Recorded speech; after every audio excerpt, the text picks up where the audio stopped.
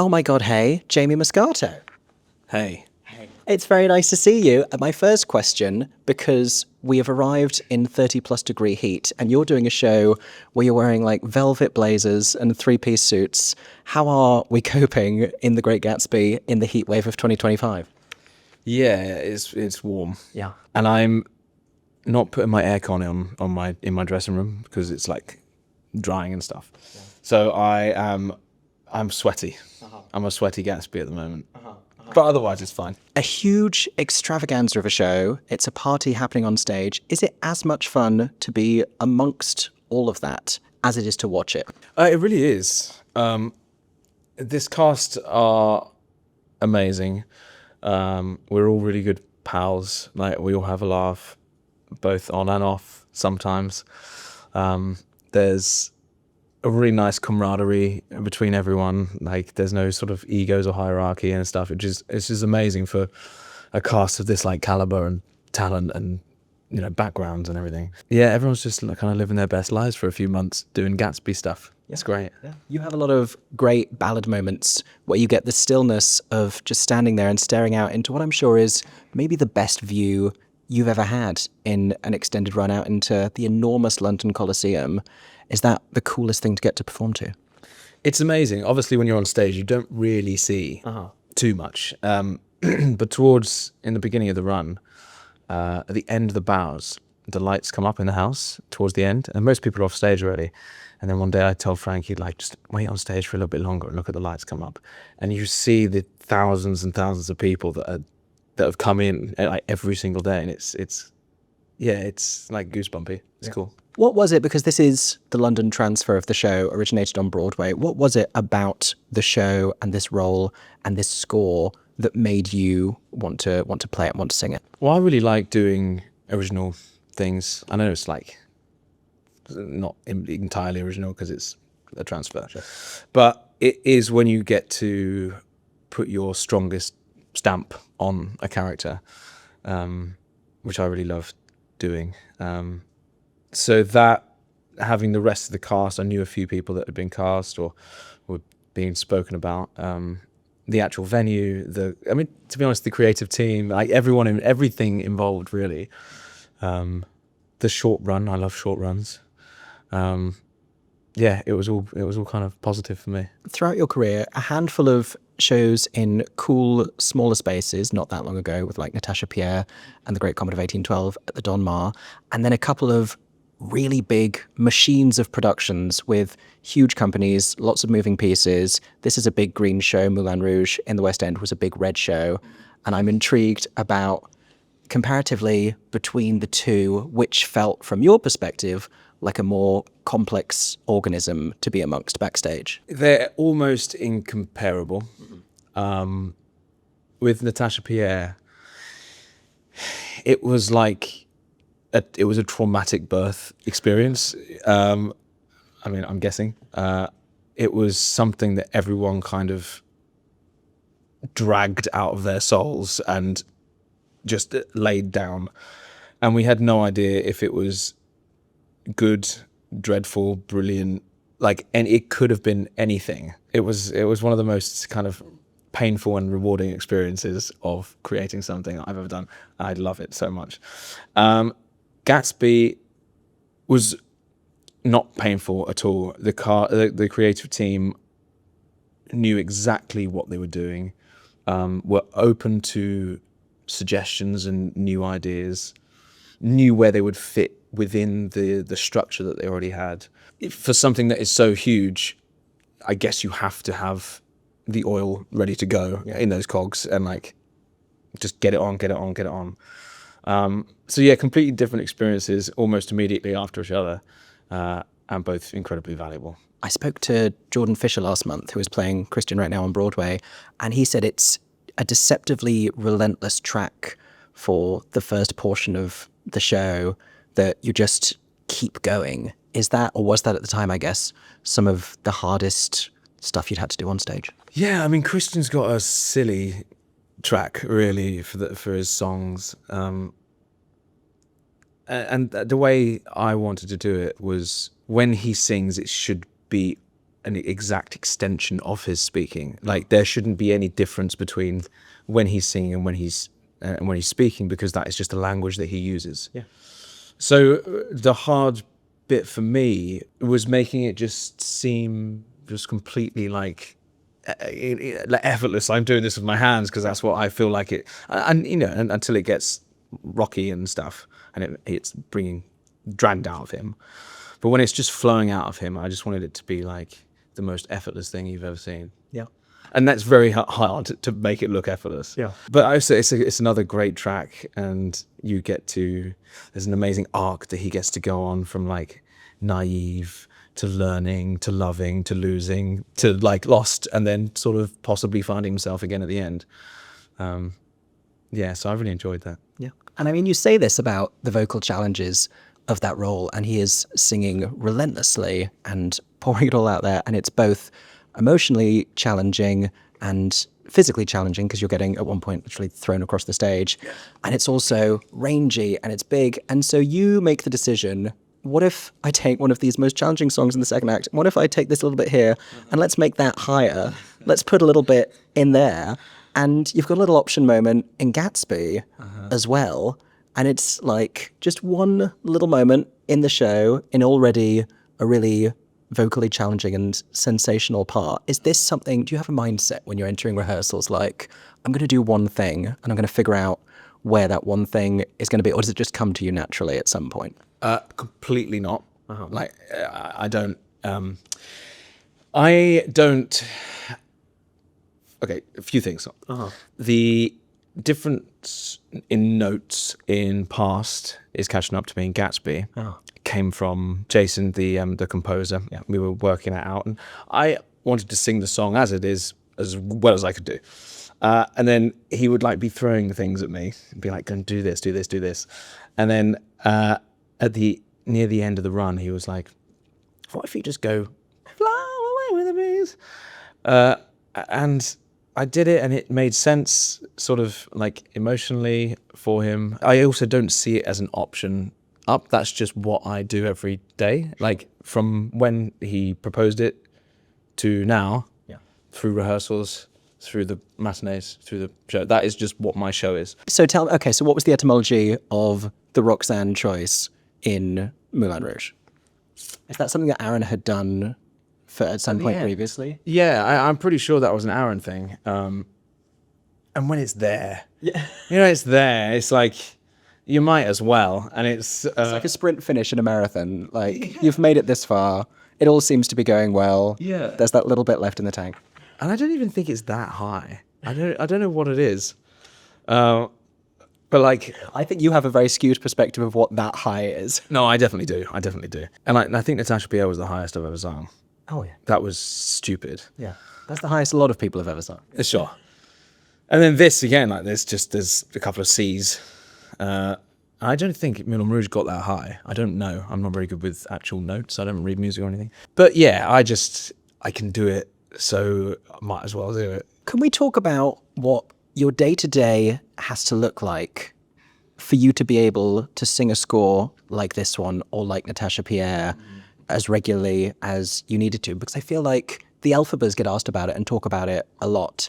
And I don't hear a lot of like high tenors having the conversation about like vocal health and like you were saying about the air conditioning in the dressing room and having to think about stuff like that. I'm not the most disciplined when it comes to vocal health.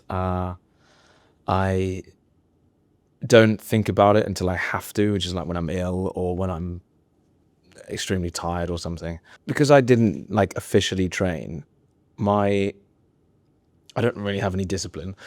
But also I am very well attuned to what my voice is doing because it's the way I've learnt. If I feel a bit tired, I just won't speak for a few days and that'll just be it. But day to day, I don't really do too much. I try and drink as much water as I can. Try not to shout too much. But also I think I'm quite a relaxed person. And I think that helps in vocal stamina because I'm not holding much tension in my here. I don't walk around life sort of tight which I think it helps because you just sort of release and it happens. Yeah. Or at least I hope it does. If it doesn't, I also don't really mind. Yeah. Like I've cracked a few times and I find it more funny than embarrassing because, you know, I'm sure Usain Bolt's fallen over. You know, I'm not comparing myself to Usain Bolt, but like people at the top of their game make mistakes. I'm happy to do that now and again. So the Jamie Muscato vocal health advice is we all just need to chill out a little bit more.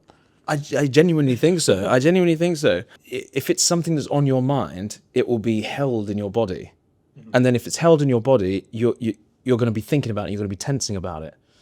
Whereas it's an impossible thing to do, like to try and relax. Like it's just impossible. But like, if you can do. You mentioned enjoying originating shows, and you were in the first UK production, first West End production of Spring Awakening way back in the day. Was that first professional job? Yes. Yeah. Yeah. I did a few like minutes on TV. But yeah, first proper professional job. Yeah. And you got to revisit it with the majority of the company in a reunion concert at the Victoria Palace. I'm wondering if there are any of the other shows from sort of the early years of your career, I'm thinking Dogfight, I'm thinking Big Fish, that you would like to see, like, that you would love to have a reunion moment with that cast, or like a role that you'd like to play again? Yeah, I mean, you hit two of them. Dogfight was my first lead role. It sort of shaped how I approached things. As like Matt Ryan was the director, and like he taught me so much. And then Big Fish was an amazing experience. Nigel Harmon directed, Kelsey Grammer, Tanisha Spring was in it. It was just amazing. And both of those companies, I've been very lucky with like nice companies.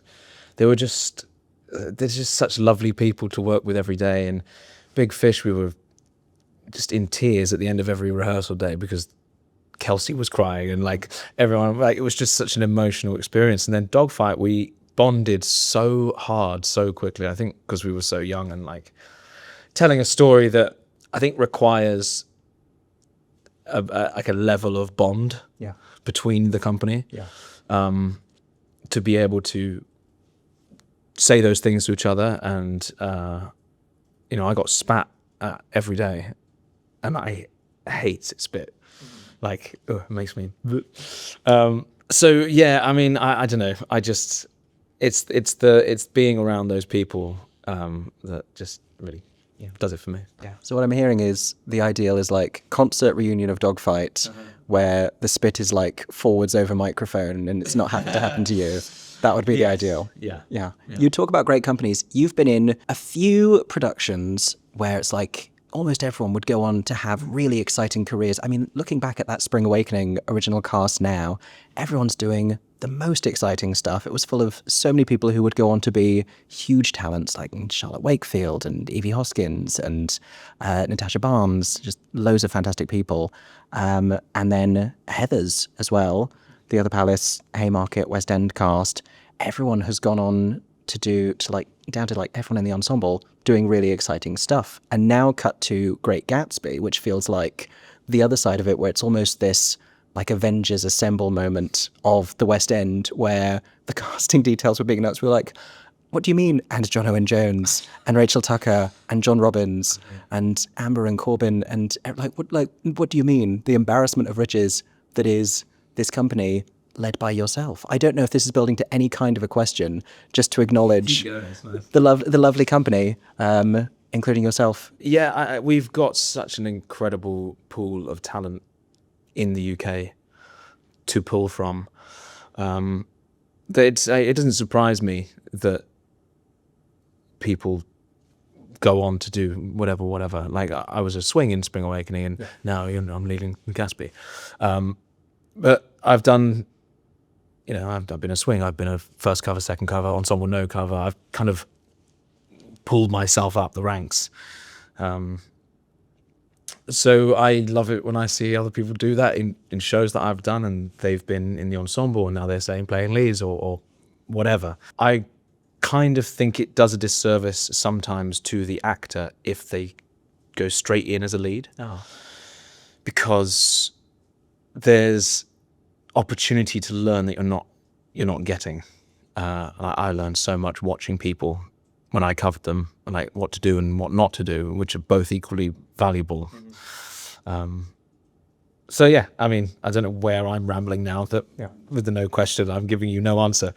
So there you go. In the company now, alongside the two Johns, is there any part of you that thinks, because you have primarily open shows and been in transfers and originated stuff, is there any part of you that thinks like Phantom in the West End at some point down the line, is that in the future somewhere? Or even going back to Les Mis, so many like Barricade Boys, go back as a Javert, go back as a Jean Valjean.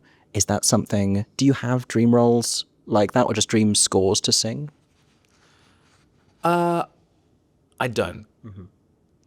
I have never really had a dream role, which is weird. Obviously, like back in the day, I did, but now it doesn't really interest me.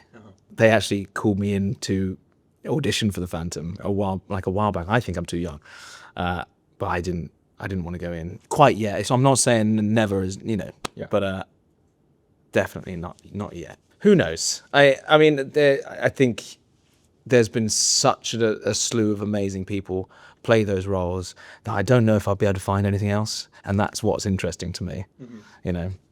Finding the extra juice. Yeah, I think it's been juiced by enough brilliant actors. Now, going back to Heathers, Yes. at the Other Palace, Haymarket, became a huge phenomenon here in the UK, has just made the triumphant return to New York, has just opened off Broadway. It's become this enormous thing, but you were part of the company that kind of relaunched it with the start here in London. Did you just feel like a rock star in those audiences because it was such an extraordinary reaction from primarily a demographic of like very young people, many of whom would be coming to the theatre for the first time? Yeah, a little bit. And I mean, I did the workshop of Heathers at the Other Palace before it was a thing. And on our open read through, people came dressed in the costumes. Wow. I had no idea what Heathers was at all. But when that happened, I was like, oh, this is already a thing that is just going to explode. It's amazing seeing the journey that Heathers has been on. Like, again, what a cast. Chris Chung's off, bloody Hollywood now. And, that was another slightly painful birth experience, which is not a bad thing. I think you create some of the best work like that. But we put in so much effort and thought and time and actual blood and sweat and tears and everything into that show, that it is gratifying that it is however many years later and reopening in New York, and it's the version that we created. And I see some of the pictures that they're putting out, and that's just things that I did, which then is now in the DNA of the show. So it's very gratifying, and I guess it's the only way that your work lives on in theatre. Like in film, it's just there forever. In theatre, it dies every night. Yeah. But it has sort of got an extra life, which is nice. But also, it's a completely different thing, because I'm sure that Casey, who's playing JD right now, isn't having the same thoughts as me. He's having his own thoughts and ideas, which will make him say the lines differently. And so there's like a trace DNA attached, which is still nice. And you're very different performers when you think of the various people who have played JD and yourself and Casey. You're very different performers. And so it's interesting that there's been so many that have gone on to do Gatsby, with yourself and Ryan and Mr. Jeremy Jordan, who did the workshop beforehand. And I suppose if you really want to look for it, obviously there's the vocal stuff, but there's the slightest, like Act 2 Gatsby, some of the frustration that he gets into. It's not toxic in the same way, but there's like the slightest strain of just how determined he is. There's the slightest similarity there. 100%. Like they're on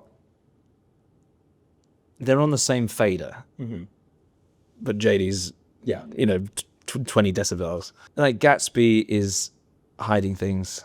He is, I think there's probably something going on in there that we would class as neurodivergent these days, which obviously JD is. So yeah, there are very similar personality threads that they share. And also they're just fun roles. Yeah. And I mean, I love playing a fun role that I can get into every night. And yeah, Gatsby's one of them and JD's one of them. There's been a lot of sort of frustrated romantic young men in your career. Was it fun to do Anatol in Great Comet because it was sort of a further step apart from the rest of them? I didn't know who he was for such a long time. I had conversations with Tim, and like he wanted one thing, and I thought something else. And like through the rehearsal process, we kind of came together and we found this Anatol, who is just a horrible person, who I don't think has any redeeming features apart from his charm. Snappy dresser, absolutely.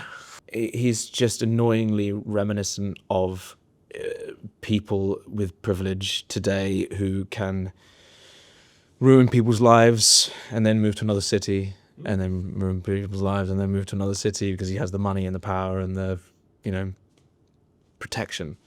And I don't know, I'm relatively politically minded, so I quite enjoy getting to be the opposite of what I like in the world, just fun. For all of the time then spent carving him out in rehearsals, your first Olivier Award nomination for that show, were you thinking about it? Was it on the radar at all? Is it something that you're ambivalent about? Well, obviously, I'm working at the Donmar, and with a name like that comes, it's like working at the National. The other eyes are on those productions.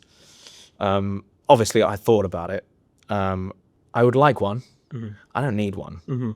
One of those things. You know what I mean? It is a cherry. I've got a great career. I'm doing fine. It would be nice to like show my kids one day. Are there venues you really long to work at? Are there directors who you're sort of like keen to do stuff with? What are the goals existing in the very chill mind of Jamie Muscato, who is just happy to be doing the shows?